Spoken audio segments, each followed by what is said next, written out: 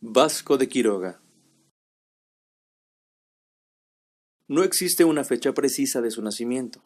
Sin embargo, de acuerdo a diversos estudios, la fecha aproximada de su nacimiento encajaría entre 1480 y 1490, en la villa castellana de Madrigal, de las Altas Torres, provincia de Ávila, proveniente de viejo linaje gallego, en el Valle de Quiroga, provincia de Lugo, España.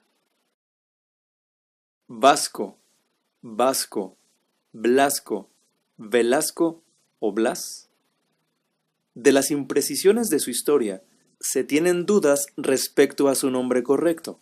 Don Juan José Moreno, el principal biógrafo de don Vasco, dijo: le pusieron en el bautismo el nombre de Blasco, como le han llamado algunos, o de Vasco, que es el que más frecuentemente le da la mayoría. Realizó sus estudios en la carrera de Derecho en la Universidad de Salamanca, en España, egresando con el título de licenciado en cánones, lo cual implicaba profundos conocimientos, no sólo de derecho canónico, sino de derecho civil. Llegada a Michoacán. Los conquistadores de espada y los conquistadores espirituales llegaron a Tzintzuntzan, donde reinaba el imperio purépecha. Vasco de Quiroga llegó a Tzintzuntzan a mediados de 1533, a la edad de 65 años. Dentro de sus principales objetivos en Michoacán fueron la de promover la fe católica, llevar a cabo las tareas de pacificación y organización de la provincia, reuniéndose con los principales líderes indígenas, convenciéndolos de construir y fundar un pueblo hospital, el de la Santa Fe de la Laguna, similar al que ya estaba funcionando en las proximidades de la Ciudad de México. La intención de Vasco de Quiroga era brindar oficios a los indígenas, que les permitieran comercializar productos entre ellos mismos, aprovechando las técnicas milenarias de sus ancestros y materiales de la región. Su influencia se estableció en lugares como Santa Clara del Cobre, Capula, Cuanajo, Pátzcuaro, Paracho, Tzintzuntzan, Uruapan, entre otros. Santa Clara del Cobre. En el pasado, Santa Clara estuvo ocupada por indios purépechas quienes descubrieron el cobre. Luego, con la llegada de los españoles y ante su asombro por la nobleza de dicho metal, colaboraron en conjunto con los indios para mejorar las técnicas de trabajo y ayudaron a ampliar sus usos, sobre todo en el campo bélico.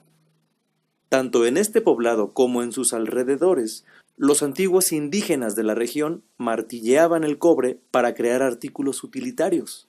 Adornos como cascabeles zoomorfos, besotes, aretes y otros instrumentos como el hacha, al igual que en aleaciones con oro.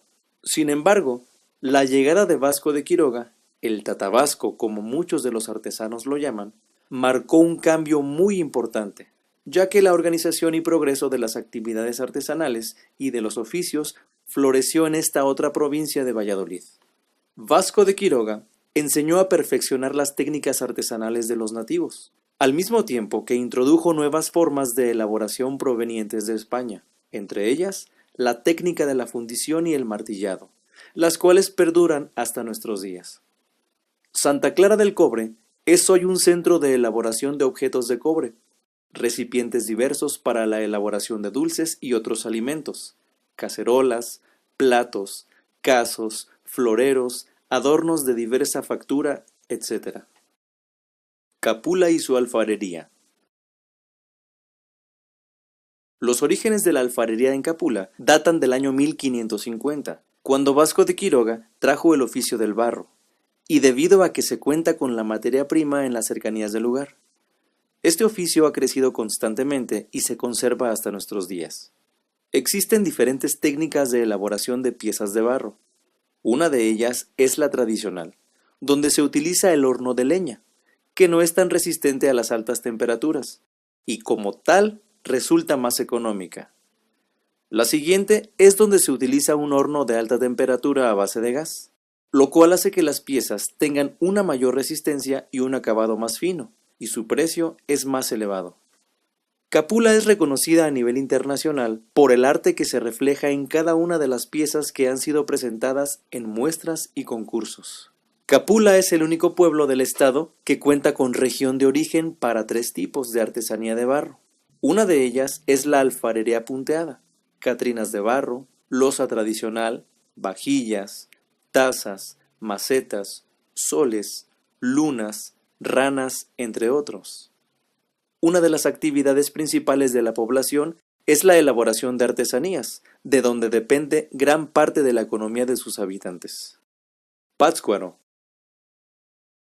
Lugar en donde a la llegada de Vasco de Quiroga se estableció como la capital del estado de Michoacán. En Pátzcuaro se comercializa la mayoría de productos artesanales que los purépechas fabrican, tales como prendas tejidas y bordadas, utensilios de barro, de cobre, muebles y figuras de madera, laqueado, joyería a base de los metales de la región, etc.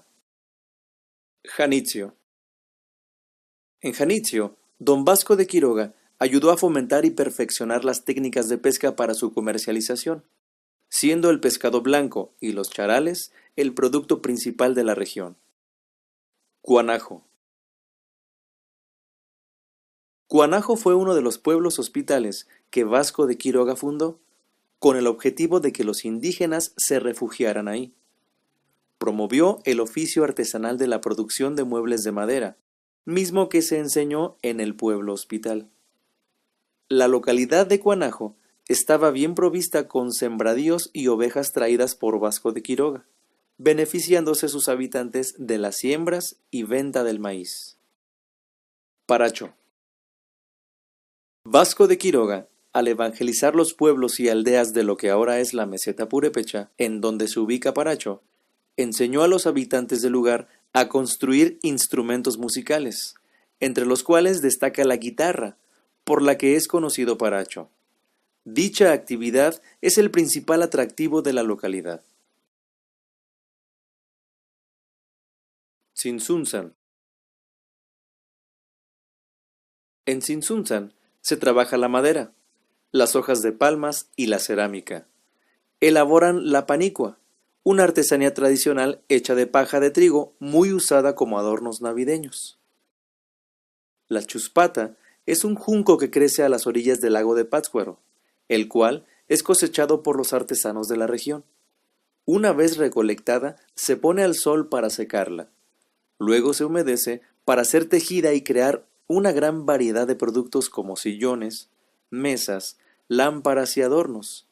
Las artesanías hechas con tule también son muy populares. El tule es cortado de las orillas del lago para crear diversos tipos de petates, abanicos, estrellas y adornos. Otras de las artesanías que se trabajan en Tzintzuntzan son a base de cantera. Con ella se elaboran fuentes y figuras esculpidas por los artesanos de la localidad. Vasco de Quiroga tuvo a bien el realizar grandes aportaciones para el pueblo de Michoacán, entre las cuales se destacan la fundación del Colegio de San Nicolás Obispo, antecedente de la Universidad Nicolaita. Fue un gran promotor de la educación en Michoacán. Fue fundador de la primera casa cuna en el mundo, con niños abandonados y precursor del indigenismo. Escritos tales como Doctrina para los nativos, Información en Derecho del licenciado Quiroga sobre algunas provisiones del Consejo de Indias, Reglas y ordenanzas para el gobierno de los hospitales de Santa Fe en México y Michoacán. Don Vasco de Quiroga muere en Pátzcuaro el 14 de marzo de 1565. El 8 de diciembre de 1907 llevaron los restos de don Vasco de Quiroga y fueron colocados bajo el altar mayor de la Basílica de la Virgen de la Salud.